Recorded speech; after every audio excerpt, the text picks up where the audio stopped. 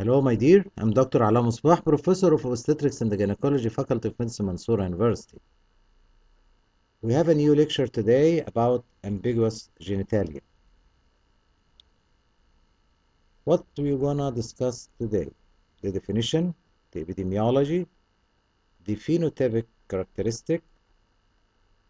What about the development of internal and external genitalia, the clinical classification, the workup of newborn, and lastly, the treatment. So, ambiguous genitalia constitutes a rare phenotypic presentation of the urogenital system that can signal an underlying life-threatening disorder like congenital adrenal hyperplasia. Okay? The discordance between genetic, gonadal, or anatomic sex is collectively referred to as disorders of sex development, and we use the abbreviation DSD, disorders of sex development. The case here is after delivery, you look to the external genitalia of the baby, you can't differentiate is it boy or girl, and what is the diagnosis, and how can you treat such a condition? This is our target in this lecture. So, what about the incidence? The incidence of a child with a disorder of sexual development is approximately 1 in 1,000 to 4,500 live births. Which is the commonest etiology? The commonest cause for ambiguous genitalia is congenital adrenal hyperplasia. Okay, followed by androgen insensitivity, what's called testicular insensitivity syndrome, and mixed gonadal dysgenesis. Okay, so the commonest cause is congenital adrenal hyperplasia. What about the phenotypic characteristic of normal full-term male or female genitalia? In normal male, which is full-term, the appearance of genitalia as, I will say, bilateral testicles that are descended, complete formation of scrotal folds with midline fusion, so the scrotum is well developed, average benign length of 3.5 plus or minus 0.4 centimeter. Okay, what about the full-term female? What is the appearance of genitalia? Bilateral separation of the labial folds, no palpable gonads, because in female the gonads in the pelvis. Okay, so there is no palpable gonads, separate urethral and vaginal opening. Okay, what about the phenotypic characteristic of ambiguous genitalia? So newborn with ambiguous genitalia has the appearance of bilateral cryptorchidism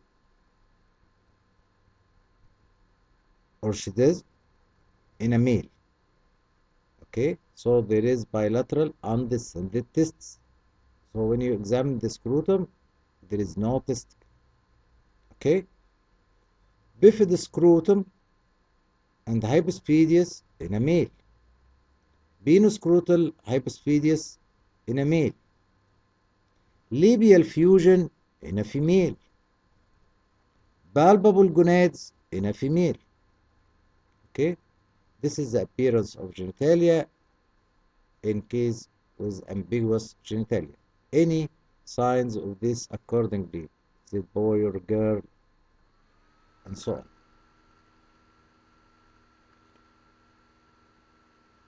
What about the development of internal and external genitalia? We should know that it passes into steps. The first is sex determination. Second is sex differentiation. And sex differentiation has three items: gonadal differentiation, ductal differentiation, and differentiation of external genitalia. So, let us start with the earliest, which is sex determination by formation of either 46XY or 46XX zygote. Okay? Okay. This is a chromosomal pattern. Then go to the next step, which is sex differentiation, starting with gonadal differentiation. Formation of either testes if the chromosomal pattern 46XY or ovary if the chromosomal pattern 46XX.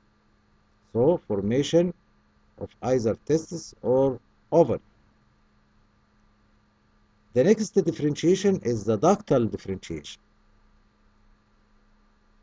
What will happen? Maintenance of the Wolffian structures and the regression of Mullerian structures, or vice versa. Lastly, the differentiation of the external genitalia. Masculinization of external genitalia under the influence of dihydrotestosterone in male. Okay?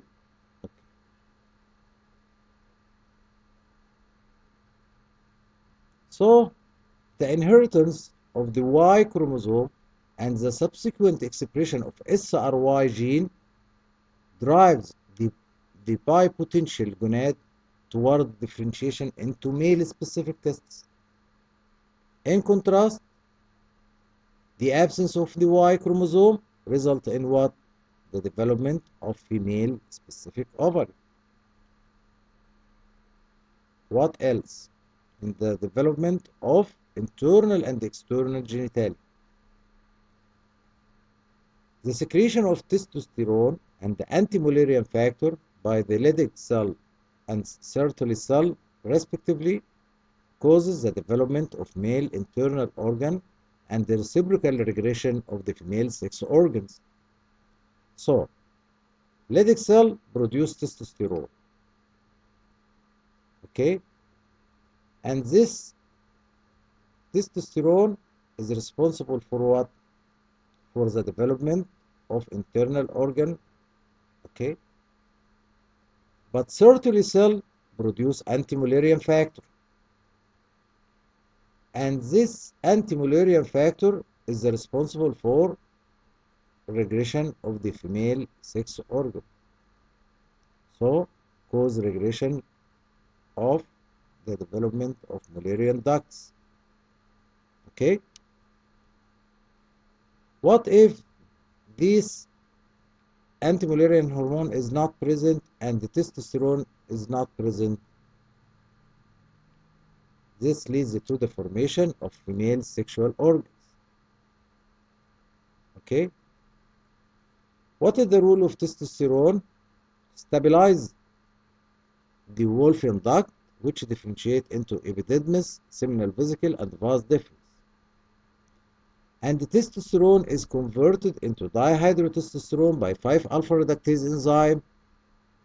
And the dihydrotestosterone induces the differentiation of external male genitalia like the penis and the prostate. Okay? You should know also that a multitude of genes play an important role in this complex sequence of events, especially which gene? The SRY gene, the sex determining region of the Y chromosome, is the chief regulator of male sex differentiation expression, causes translation of SRY protein, which mediated testicular development. What about the other genes? The other genes include SOX9 gene, NR5A1, DHH gene, DAX, NROB1, WT1, WNT4, and WNT7A. Any mutation in this gene may lead to the development of DSD. Okay? So, what are the clinical classification and the causes of disorder of sex development? First, we'll start with 6 chromosome DSD. I said before, abbreviation of DSD is disorder of sex development. What is the problem in chromosomes? Missing one X chromosome, as in Turner syndrome. So, the chromosomal pattern is 45X, only one X. This is called Turner syndrome and its variants. Or Klinefelter syndrome and its variants, with chromosomal pattern 47XXY, or 45X and 46XY, mixed gonadal degenesis, and ovotesticular DSD. Ovotesticular means there is tissue of the ovary and tissue of the testicle.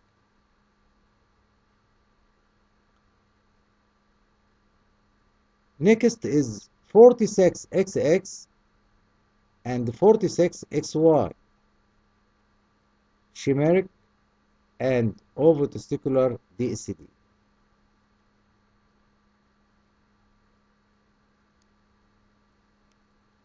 What about 46XY DSD? Chromosomal pattern is male here because of the Y chromosome, but there is ambiguous genitalia. This is 46XY DSD. Here, disorders of the gonadal development in the form of complete or partial gonadal dysgenesis, gonadal regression, and the ovotesticular DSD, or defect of androgen biosynthesis or action, androgen biosynthesis defects, androgen receptor defects, luteinizing hormone receptor defects, and anti-Mullerian hormone and the receptor defect. Okay? Okay. What if the chromosomal pattern is 46XX DSD?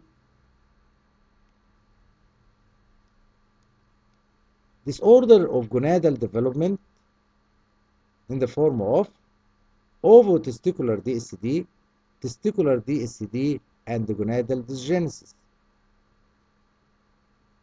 Okay? Disorder of androgen excess, fetal, fetoplacental, and maternal. So the source of androgen here, either from the fetus, from the fetoplacental unit, or maternal. Other disorder related to anatomical and syndrome. Look to this picture, please. This to show you the steroidogenesis.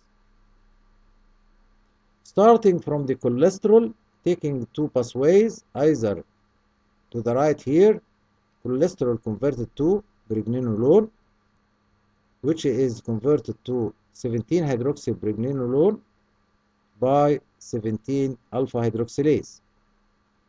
Then 17-hydroxypregnenolone is converted to dehydroepiandrosterone, which is converted to androstenedione. Androstenedione in the testes converted to testosterone, which can be converted to dihydrotestosterone by 5-alpha reductase enzyme. But androstenedione in the ovary is converted to estrone and then converted to estradiol. Okay?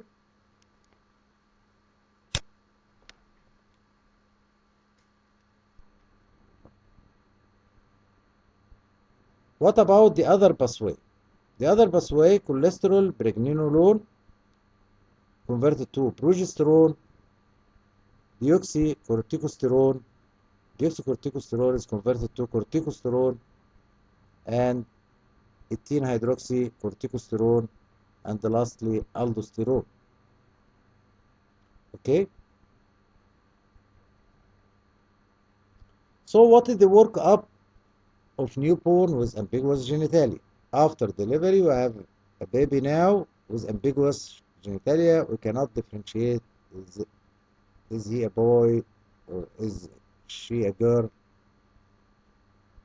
Okay? Okay. First, start with clinical evaluation. Then, evaluate the status of body hydration. Then, what about the karyotype? What about the hormonal studies?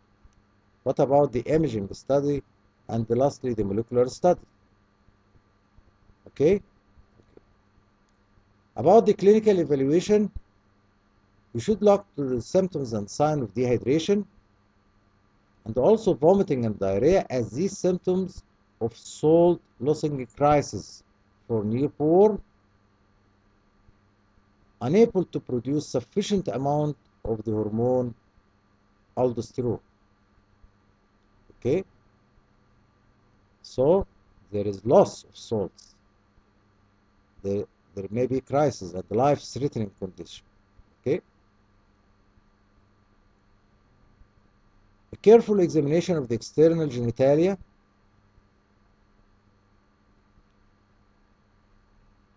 and this can reflect prenatal exposure and the response to dihydrotestosterone, as I mentioned before. Okay. Androgen exposure needs to occur early in the first trimester to cause labial fusion.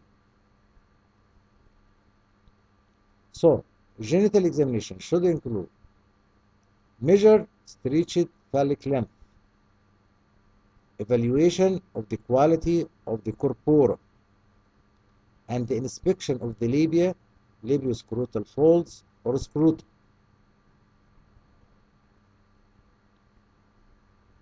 Also, be careful to find the position of the urethral opening and the vaginal opening if applicable,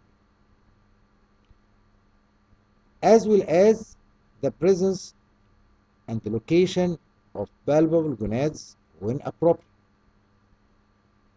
Look for the gonads if there is asymmetry or not, and also asymmetry in genitalia, external genitalia. Then measure the distance between the external genitalia and the anus. It is helpful in determining the amount of androgen exposure experienced during fetal development. If a higher ratio, this is consistent with increased androgen exposure.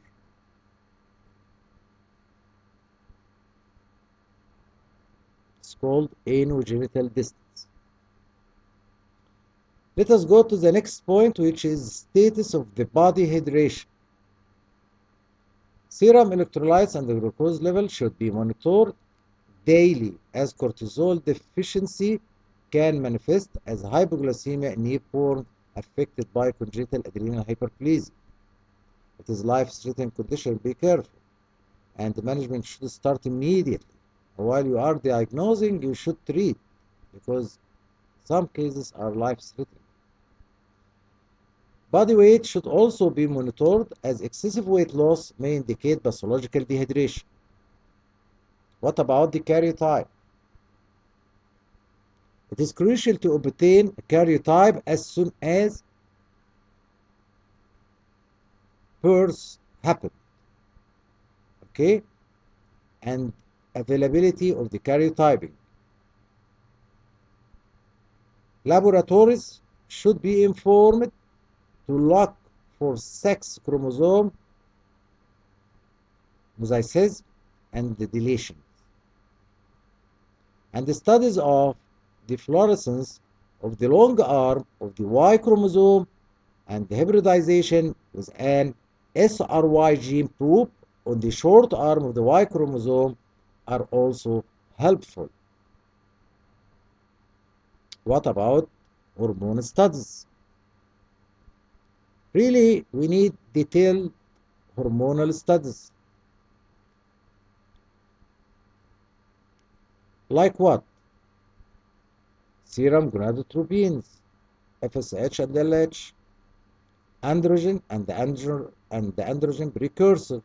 Like what? Like 17-hydroxypregnenolone, 17-hydroxyprogesterone, androstenedione, testosterone, dihydrotestosterone.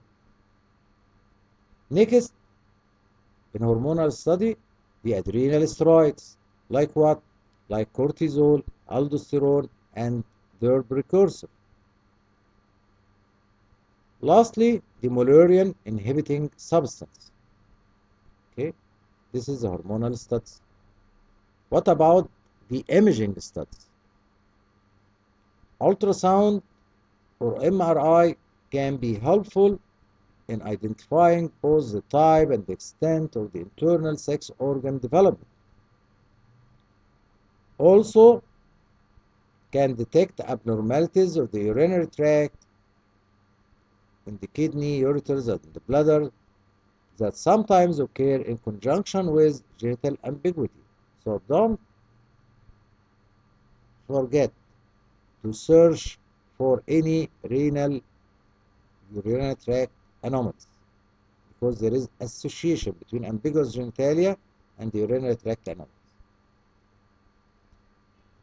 MRI has a good accuracy and better able to identify Mullerian structures like uterus, fallopian tubes, and the upper portion of the vagina than ultrasonography. And can also be useful for localizing abdominal gonads. Okay? What about genitogram?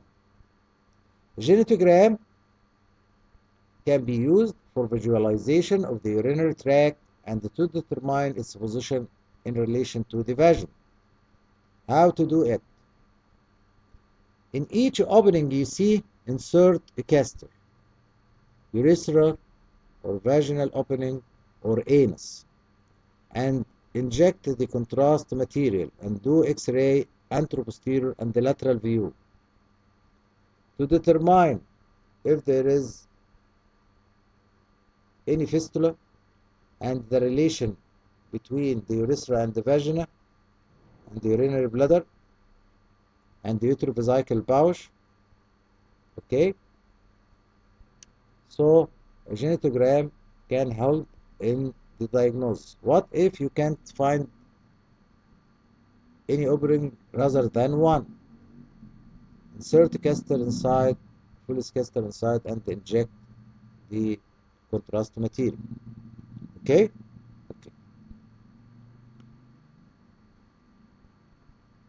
Of course, cystoscopy and vaginoscopy are preferred to genitogram, especially in high volume surgical centers due to better visualization of the anatomy immediately prior to surgery without a separate preoperative procedure. Lastly, the molecular studies. As the genes involved in sex differentiation increases and the molecular technologies develop and they become more accessible, it will be possible to better determine specific genetic etiologies underlying DSD in the future. Some genetic investigations, such as detection of AR gene mutations, are already available clinically. Techniques that look at several candidate genes, such as massively parallel sequencing or whole exome genome sequencing, have come to the forefront. These genetic panels may provide more definitive answers, especially for patients with 46 XY DSD in which the etiology is unclear, because some of the cases of ambiguous genitalia with 46 XY chromosome DSD, but no possible etiology, or the etiology is still unclear. So, genetic panel may provide more definitive answer in these patients. So, let us go to the treatment. First, the management of individuals with disorder of sexual development can be complex. You should know this very well. Psychosexual development is dependent on factors such as society and the cultural, in utero exposure to androgen, genetic differences, and the familial dynamics. What I should focus on in the management. First, the life-saving, initial stabilization, as in some cases with crisis in congenital adrenal hyperplasia. Accurate diagnosis, decisions on the gender of rearing, and lastly, planning of surgical intervention and hormonal treatment. Okay? Because we have here different problems. Rather than life-threatening, of course, take the priority immediately. You should manage. But I'm talking what after? How the baby continue? As a boy or as a girl? Which is better? Okay? Which is the best operation should be done? And what is the best time? All these are questions we should answer. So, if we have congenital adrenal hyperplasia in this case, and it is life-threatening, associated with salt-wasting crisis, prompt diagnosis and treatment with glucocorticoid should be instituted immediately. Accurate diagnosis is essential. In some cases, diagnosis may be obvious.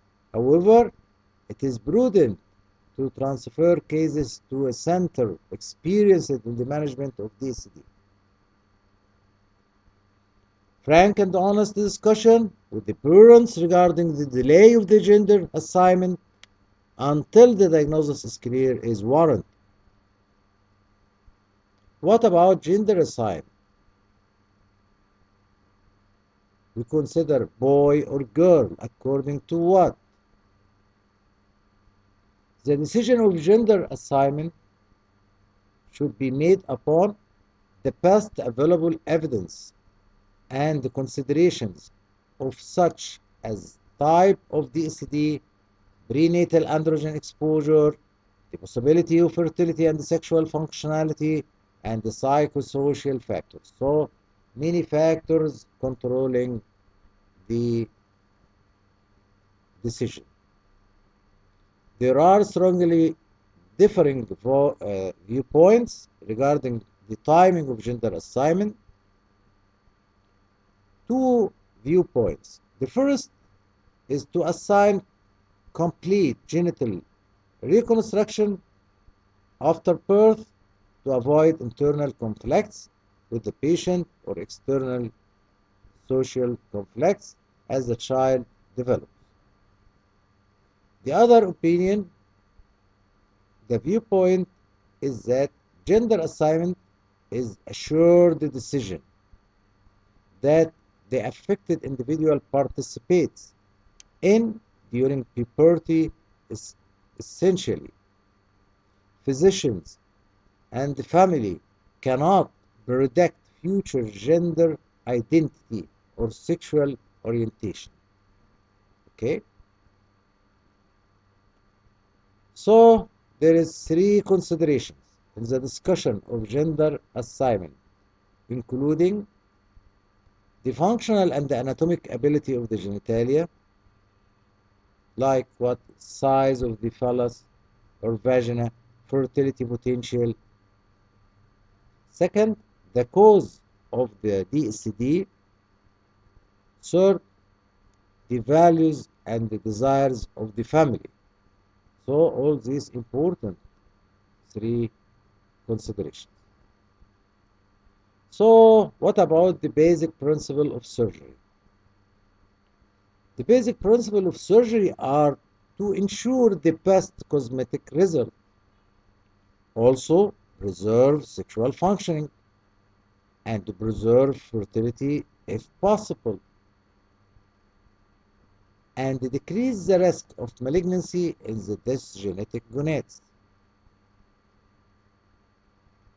Deferring surgery is often advocated until the child is old enough to confirm their gender identity. So sometimes you should delay the decision of surgery until the child is old enough to confirm their gender identity. Okay, what about congenital adrenal hyperplasia 46XX?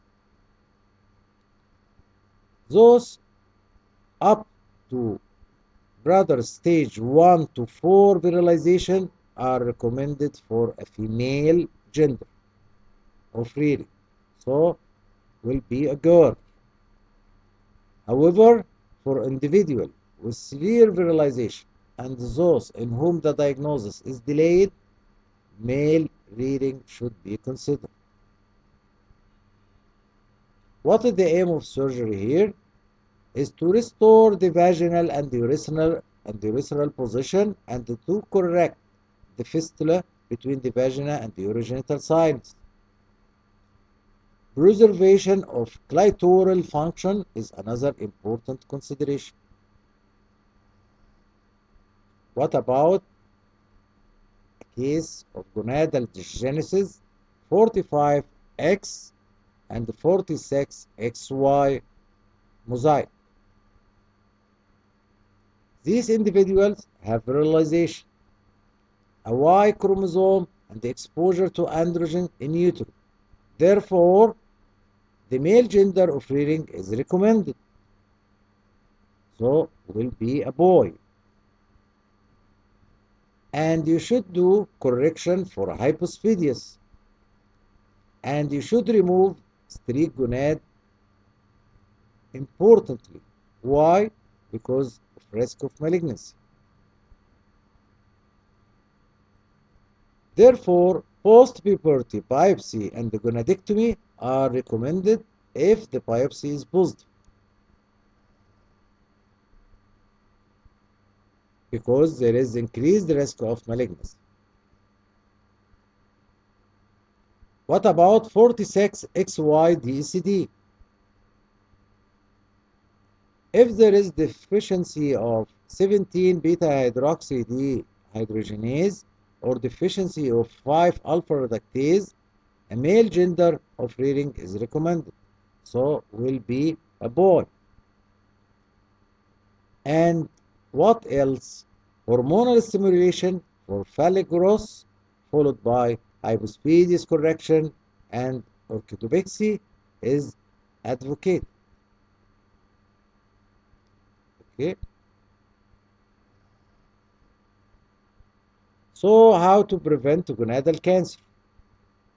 We should know that higher oncologic risk is mixed gonadal dysgenesis and partial androgen insensitivity. So put it in your mind that there is high risk of malignancy in mixed gonadal dysgenesis and partial androgen insensitivity. What about the timing of gonadectomy? It depends on the risk, gender of rearing, and the functionality of the gonad. Individuals to be raised as female, removal is advocated at the time of genitoplasty. So if she will continue as a girl, At the time of genitoplasty, please remove the gonad. Okay? For male, orchidopexy and biopsy after puberty are recommended. What about strixogonads? Are preferably removed as early as possible. As early as possible, the most dangerous one. Lastly, you should know that psychosocial support and education should be provided to both parents as well as the children with developmental sexual disorder. This is the last slide. Thank you. I'm Dr. Alaa Mosbah, Professor of Obstetrics and Gynecology, Faculty of Medicine, Mansoura University. This is my 4 books published on Amazon: Textbook of Obstetrics, Textbook of Gynecology, Contraception Handbook, and Multiple Choice Question Book. Thank you.